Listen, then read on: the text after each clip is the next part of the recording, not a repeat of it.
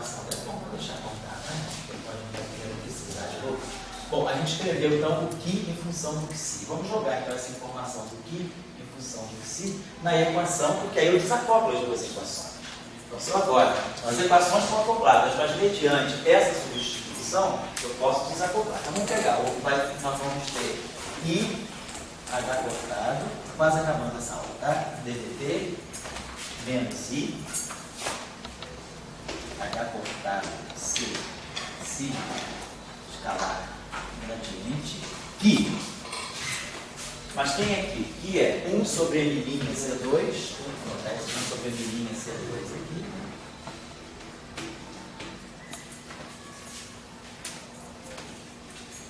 E o Qui está aqui. IH cortado, DDT, todos os operadores aqui, tá? Mais I, H cortado, C, sigma, escalar. Eu passei a usar essa notação na tela. Sigma, escalar, gradiente. E aí tudo isso aqui, atuando agora no psi. Substituir o que. E aí menos N, C2, psi igual a 0. Então vamos fazer, já que o psi fatorou aqui, vamos botar esse M' C2 aqui, então aqui vai aparecer um produto de M vezes M' vezes C4. E vamos colocar aqui esse aqui fatorado, esse psi fatorado.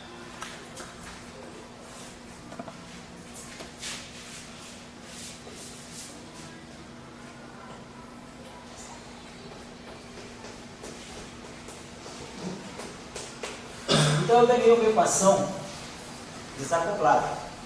Desacoplei o psi, mas desacoplei o psi às custas de produzir derivadas mais altas. Eu tinha uma equação para o que o psi, independentemente, satisfaz equações de primeira ordem das derivadas. Então agora eu estou ganhando uma equação que vai ter derivadas segundas, que eu tenho derivada temporal com derivada temporal, derivada temporal com derivada espacial. Só que todo mundo já fez esse cálculo na aula passada. Esse objeto aqui, ó, lembrando lá dos nossos paternos, né, isso aqui é justamente um complexo conjugado desse cara, não precisa nem pensar nisso. Ó. Isso vezes isso aqui vai ficar menos H cortado ao quadrado. Deixa eu apagar aquela equação. Deixa eu ver qual quadrado. Vou deixar essas luzes aqui. Estou notando. Oi? Fala aí. Vou deixar isso aqui como mais uma rodapé. Pois não? O que é Frank? Você vai resumir ali, fazer a distintiva? Isso. Notável, não. É um produto notável, isso mesmo.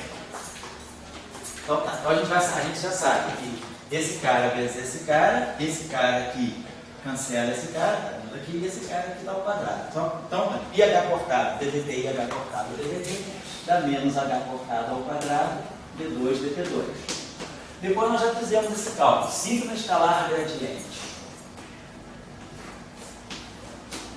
Sigma escalar gradiente, nós já tínhamos visto que isso aqui é sigma I, sigma J, DI, DJ. Como isso aqui é simétrico em IJ, isso aqui é idêntico a escrever isso aqui como meio de sigma I, sigma J, mais sigma J, sigma I, DI, DJ, identidade. Então isso aqui, o fator 2 dá exatamente isso. Só que sigma I, sigma J, mais sigma J, sigma I é 2 vezes delta J vezes a matriz de identidade. Então 2 cancela o meio, delta J me faz simplificar no final do dia e laplaciano. Então a gente vai ganhar desse segundo termo, vai ficar menos I com I dá 1, vai ficar mais H cortado ao quadrado, C2, laplaciano. Isso. E aí menos M, N', C4, tudo isso aqui então, voando psi, gosta.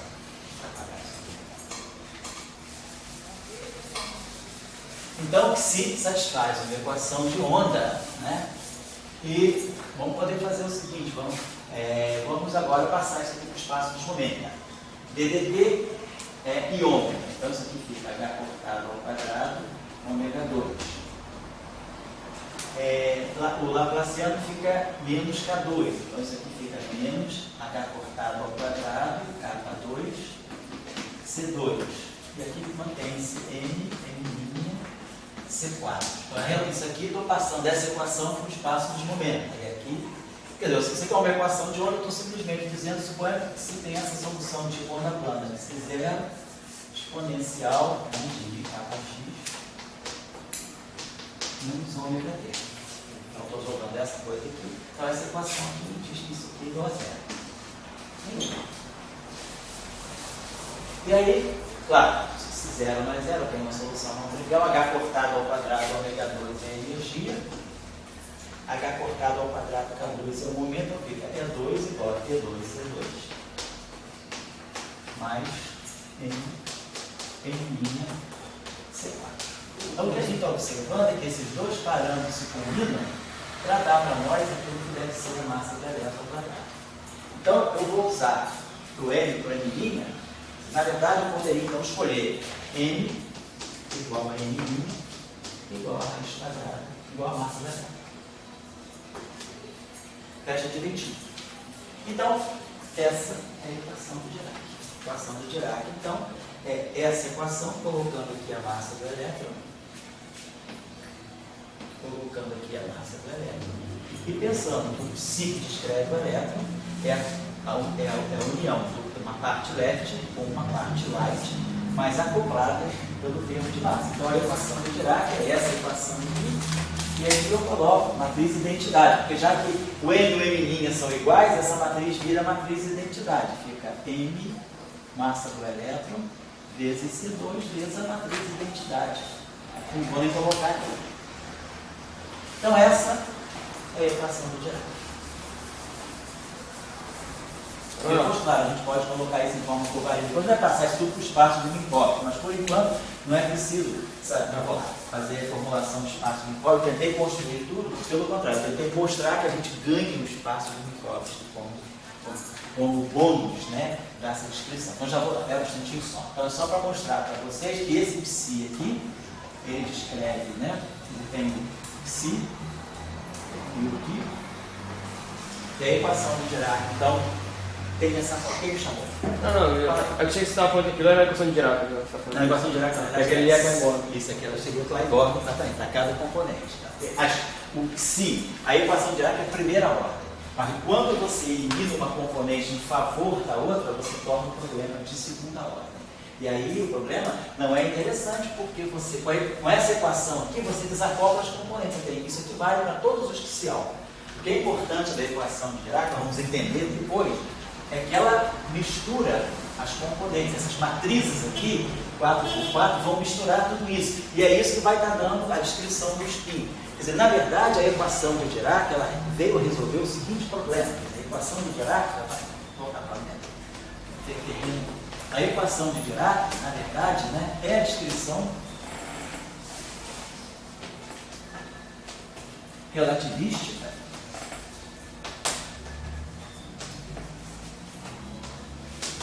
do espinho de elétron.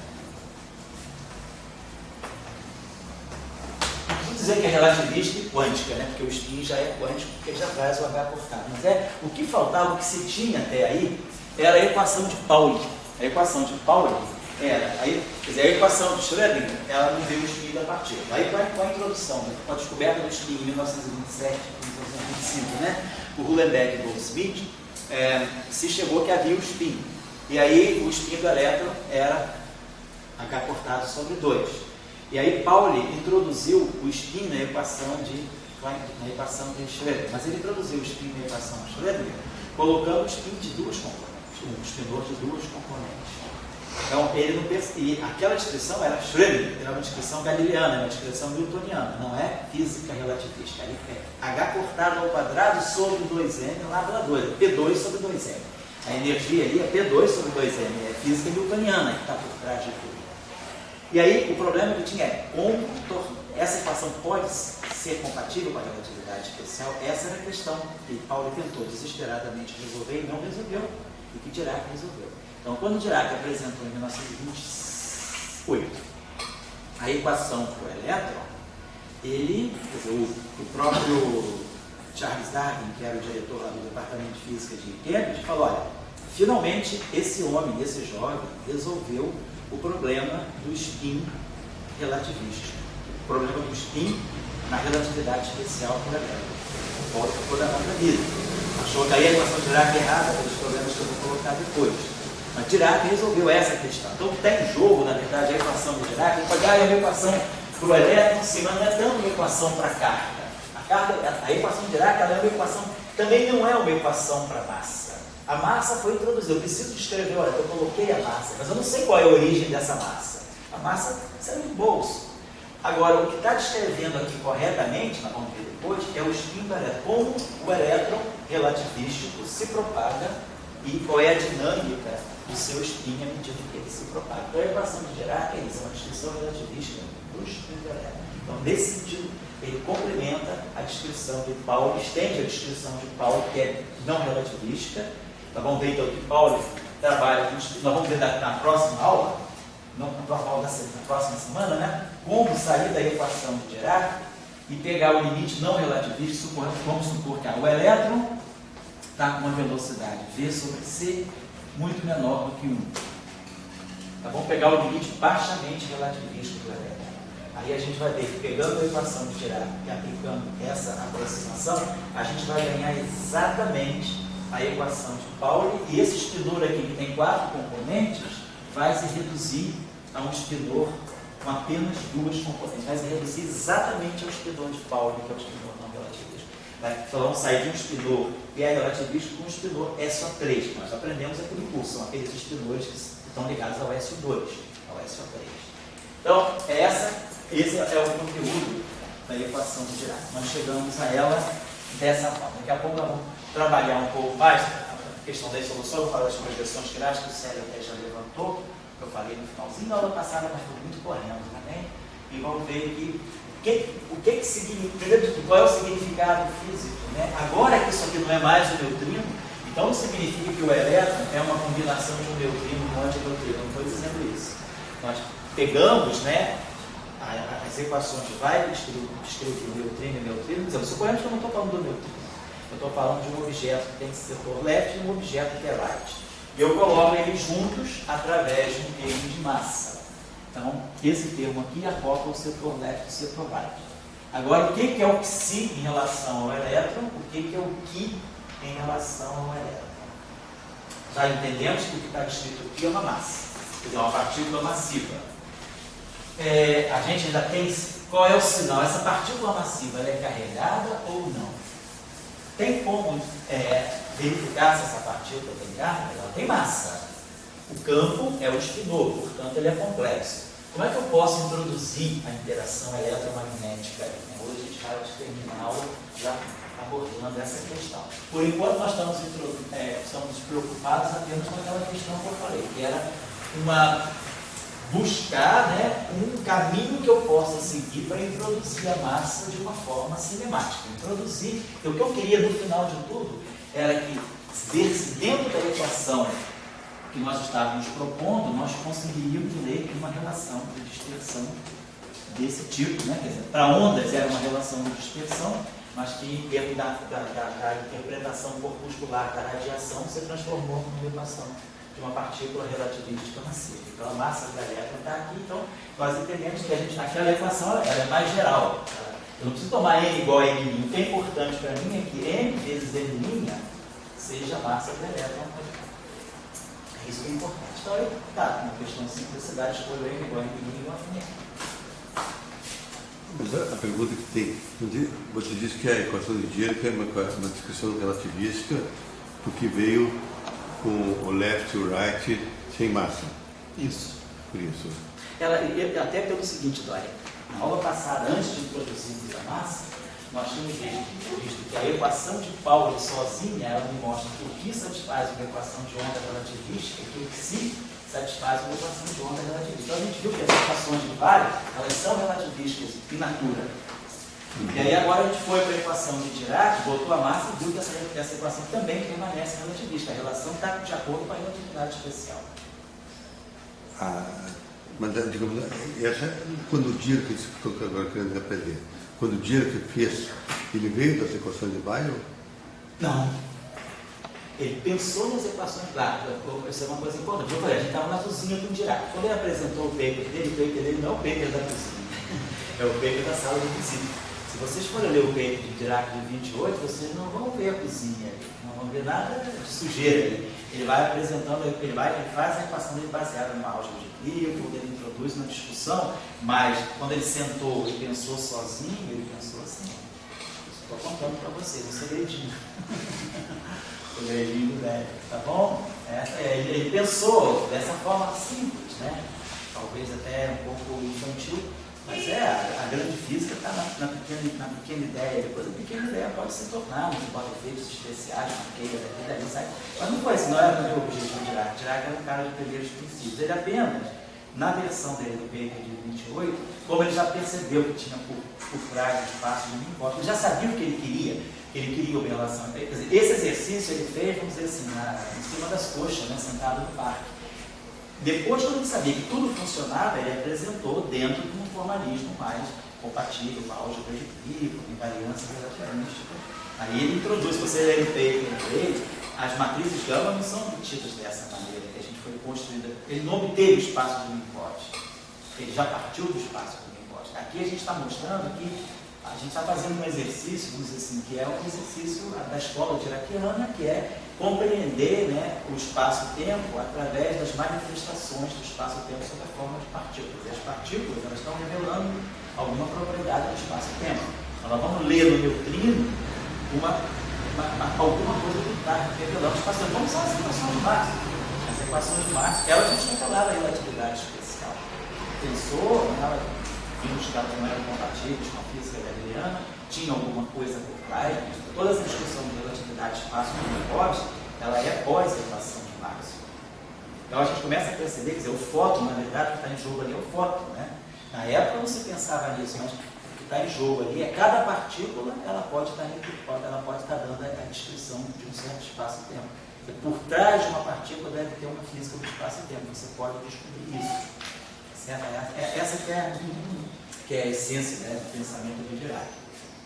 Então a gente está descobrindo a relatividade especial, vamos chegar ao grupo de Lorentz pela equação de Dirac. E depois que a gente souber isso, né, mas um pouco lá na frente, a gente vai ver, se eu sei a equação de Dirac, sei o grupo de Lorentz, eu posso deduzir as equações de Maxwell? Posso. Então nós vamos deduzir as equações de Maxwell, nós não vamos usar elas de uma forma fenomenológica. Nós vamos obter elas como consequência da propagação de um objeto de spin 1 transversal zero. Tem um objeto de spin 1 de massa zero que quer se propagar, está louco para se propagar, deixa de se propagar. Quando você solta esse objeto, aparecem as equações de Maxwell. Certo? Então vamos dar uma pausinha agora. Meio-dia aí, 10, meio-dia. Então a gente retoma daqui a meia hora, 15 para 1 aí, certo?